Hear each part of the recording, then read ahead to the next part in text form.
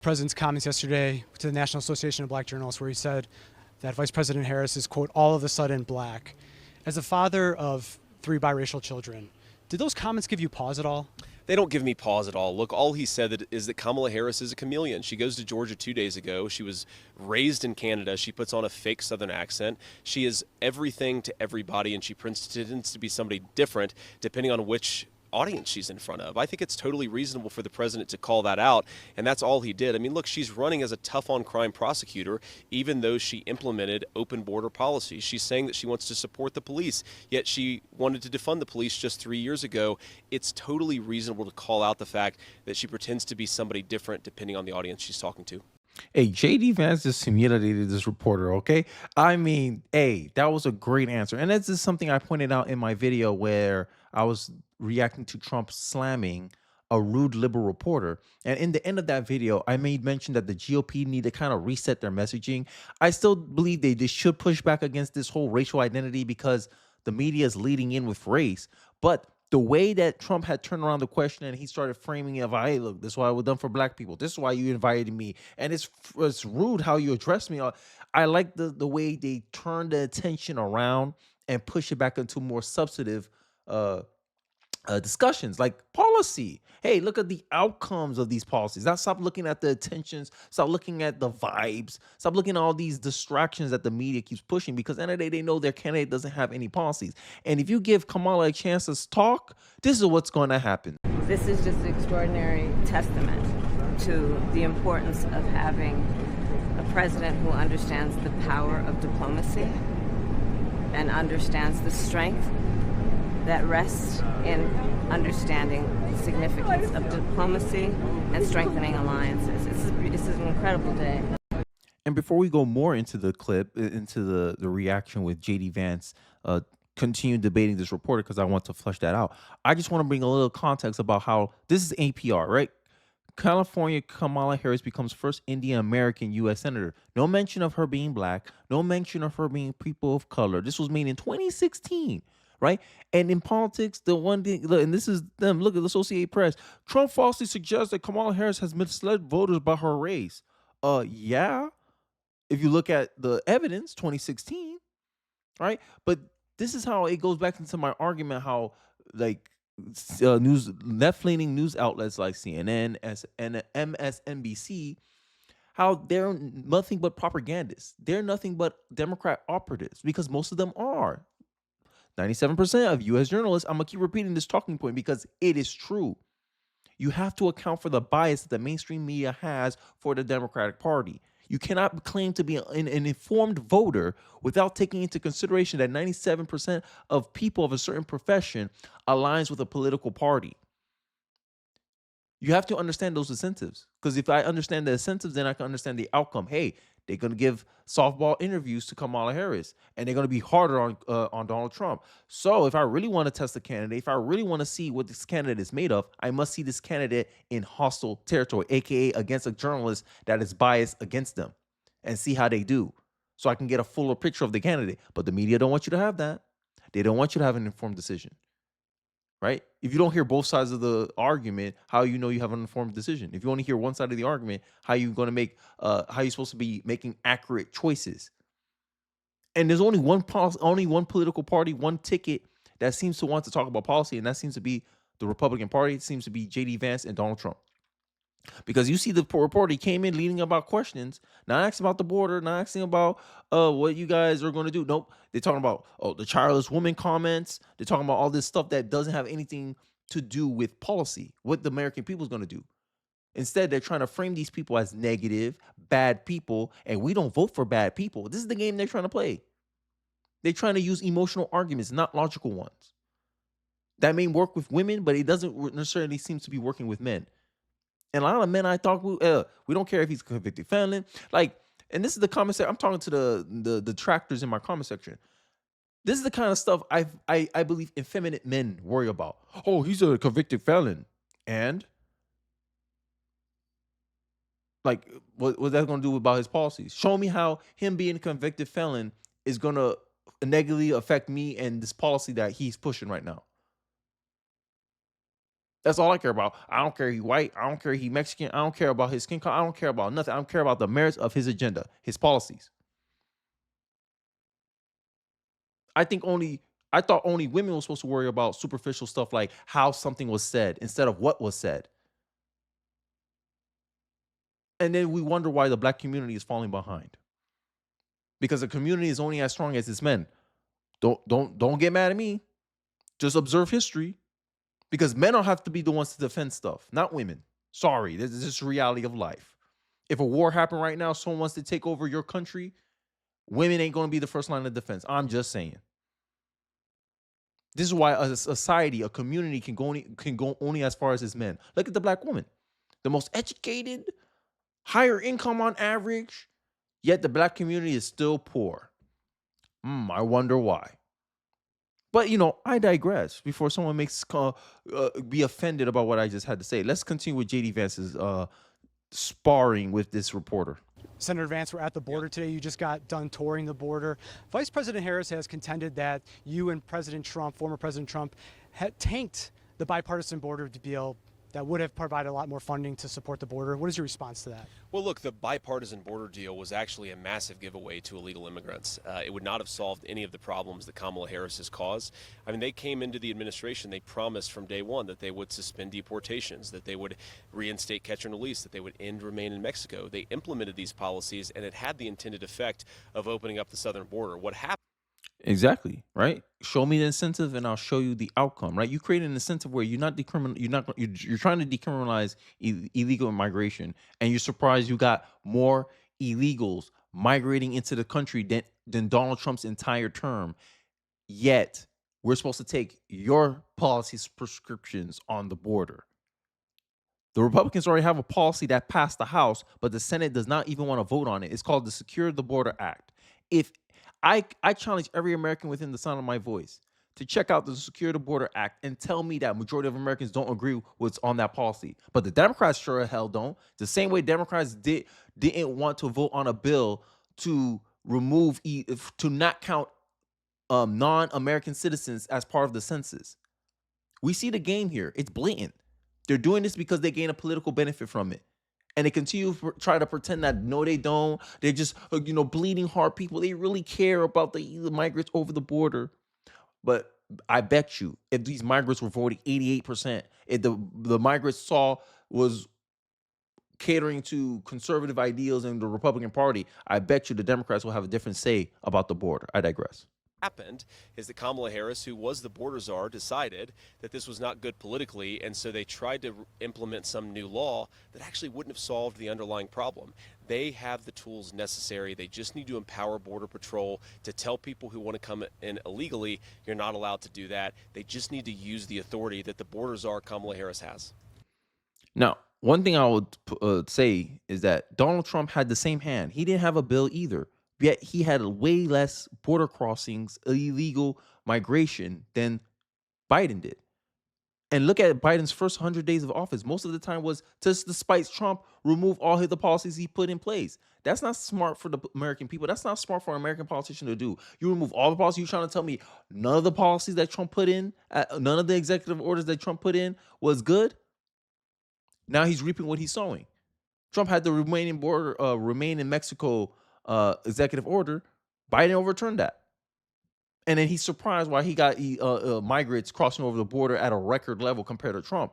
And then after 3 years of this negligence on the border, then he wants to do something because Americans are starting to complain about it. Americans are starting to suffer the negative consequences of it. You from New York to Chicago to Philadelphia, these people are suffering for the fact that illegals are moving into their area, increasing crime, right? Friction is happening within the community. Women are getting sexually assaulted in many of these cases. These illegal immigrants coming in with no respect to the country, sitting here handing their hand out, demanding, oh, I don't like the food y'all giving us. Now we want $10,000 EBT debit cards in our thing. I just showed a video where there's pictures of allegedly an illegal migrant with an EBT balance of $13,000. But let me ask you, how much of the tax revenue did the illegal immigrants contribute to get that EBT card? Zero. So we as the American citizens have to front all the cost. So you can sit here and bribe illegal immigrants, and then you wonder why illegal immigrants look at Democrats favorably. You wonder why Democrats want to give these people a path to citizenship, because they see illegal immigration as them importing new Democrat voters. That is the reality of the open border policy. That is the motive for Democrats' support of open borders. That is the motive for why Democrats do not want illegals not to be counted in the census, because they benefit. Sanctuary cities essentially is a hub to attract these people into their state to give them more electoral power, because the electoral college is decided based on population numbers. This is why California damn near got almost 50 points by itself, because it has the largest population. But I wonder if we account for illegal immigrants and take them out of the census, how much of their electoral college would they lose? This is giving disproportional power to the Democratic Party.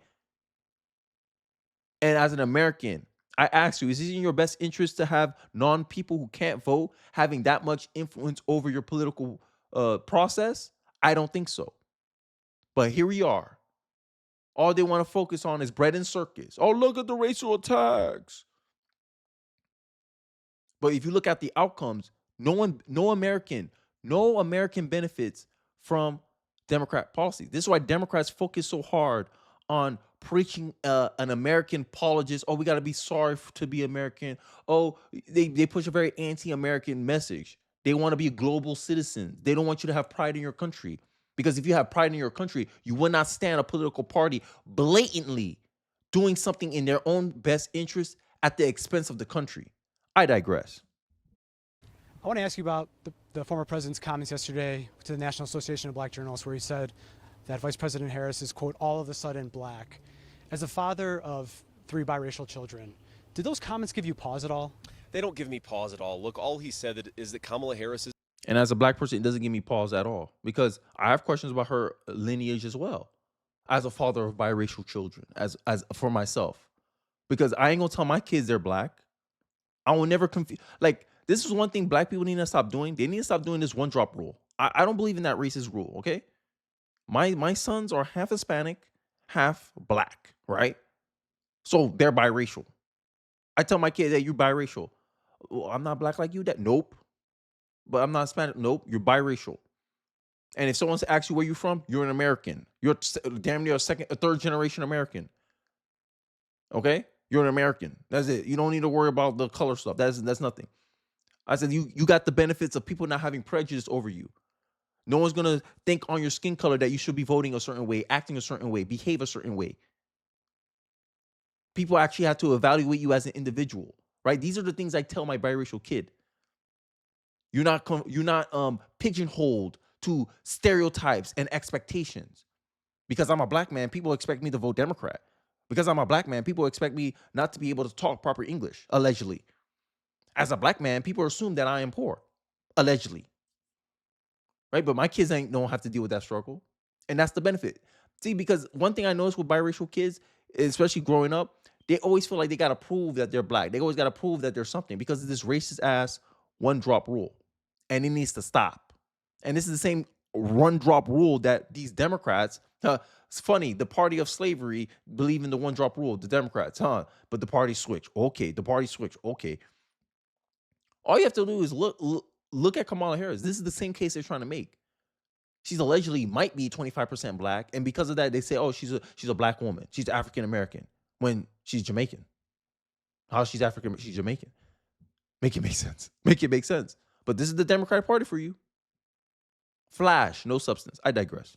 Is a chameleon. She goes to Georgia 2 days ago. She was raised in Canada. She puts on a fake Southern accent. She is everything to everybody, and she pretends to be somebody different depending on which audience she's in front of. I think it's totally reasonable for the president to call that out, and that's all he did. I mean, look, she's running as a tough-on-crime prosecutor, even though she implemented open border policies. She's saying that she wants to support the police, yet she wanted to defund the police just 3 years ago. It's totally reasonable to call out the fact that she pretends to be somebody different depending on the audience she's talking to. Masterfully done. Masterfully done. Because it seems like Kamala Harris is trying to leverage this strategy of ideological vagueness, political vagueness, where she can play this game of I'm for fracking for one audience, I'm not for fracking for another. It's the same thing that Hillary Clinton let out of the bag years ago in 2016. There's a public policy and there's a private policy. It looked like Kamala Harris is going down that same kind of political advice. And I think as Americans, you should not be rewarding politicians that are wishy-washy with their position. You should automatically distrust politicians who cannot make a consistent and firm stance on where they're coming from. Because how, as a voter, you can be making an accurate choice with your eyes open about a candidate and the trade-offs that they offer, the trade-offs that their policy offer, if they're wishy-washy about where they actually stand. I'm tired of American voters rewarding politicians like that. Let's stop rewarding dishonest politicians. Let's stop rewarding flip-floppy politicians. I'd rather have Trump. I'd rather have JD Vance who tell you, yeah, I don't think childless people are good for this country because of X reasons. You may not like it, you think it's distasteful, but I think it's honest, and I think we need to reward people who are willing to be honest with us, so we can make decisions with our eyes open about the candidate instead of thinking the candidate was one thing and then when they get in the office they do another. I'm tired of rewarding politicians like that. It's time to create an incentive structure where we get more honest people into politics. And sometimes honest people are going to say things you don't like. And that is the trade-off we must accept as American voters. I'm going to let this go off for one more minute, and then I'll wrap up this video. You used that word chameleon yesterday as well. You're someone who was an unabashed critic of the former president previously. Now you're his running mate. You're someone who have text messages out there now that say, I hate the police. Now yesterday you said, I back the blue. By your own standard, are you a chameleon? Look, I criticized Donald Trump 10 years ago, and we've talked about it, and I've made a good argument to the American people about why I think he was a great president and why I think he deserves re-election. That's different than going to Georgia 2 days ago and putting on a fake Southern accent when you were raised in Canada. So I think it's totally reasonable to change your mind. Has Kamala Harris stood for a tough debate with you and explained why she wanted to ban fracking and now she doesn't, or why she wanted to defund the police and now she doesn't, or why she wanted to open the border but now she doesn't? It's reasonable to change your mind. It's not reasonable to run and hide from the media and not answer the American people's questions. Woo! Bars. Hey, JD Vance growing on me, bro. You know, people were making a lot of hoopla. You know, I'm a Vivek supporter, so I was inclined to follow the hoopla. Oh, man, bad choice, whatever. But the way he tied it in is, hey, look, she wishy-washy. Exactly what I just said. She wishy-washy. You don't know where she actually stands. How can you make an informed decision? You don't know what you're getting with Kamala Harris. You know what you're getting with Trump. Look at the contrast. The guy came in, oh, you know, isn't this helpful? They making it about nonsense. Oh, you changed your position on Trump 10 years ago. You called Trump American Hitler. Guess what? JD Vance apologized for the comments. He said, yo, like, I was a never Trumper. I saw it now. And he explained why he changed his mind. Have Kamala explained why she changed her mind, or whether she's for fracking, not for fracking? No. Every chance you give this lady a chance to articulate herself, she fumbles it up. She gives you a bunch of word salad because I don't think she actually changed her position. She's just doing public policy stuff. But privately, she's against fracking. But you expect me to trust a Democratic, a candidate that got installed. Not a single vote was casted for her. If you want an honest Kamala, the most honest Kamala you're going to get is 2020 Kamala Harris. Right? And the fact that the media is out here trying to rebrand her, I don't think it's working, honestly. But what are your thoughts? Let me know in the comment section below what you think. Don't forget to like, comment, subscribe. I'll catch you guys on the next one. Peace.